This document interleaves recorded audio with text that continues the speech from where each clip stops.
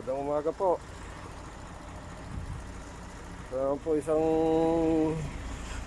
transmission na wala naman tong problema.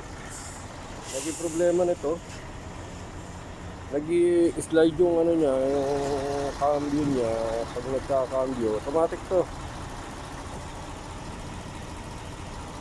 Nag-slide, ayaw mag-maintain yung kanya cambio. Dapat nag-shift siya. Nag-shift, tapos hihinto, tapos neutral, ayaw tumuloy. Nung buksan ko yung sa wheel hosing, nakita ko puro lang ito eh. Dito mayroong clutch pack dito. Ito yung splitter. Nakita ko puro lang eh, kaya binaba ko. Ito yung computer niya eh. Kaya inugasan ko, puro lang eh.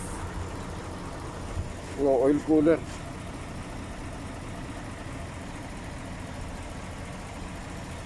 Dalawa to, magkamukha. Itong isa, okay na to. Ito naman ang problema nito, nag-neutral. Eh ngayon, hindi na siya nag-neutral. Yung computer, ni-repair.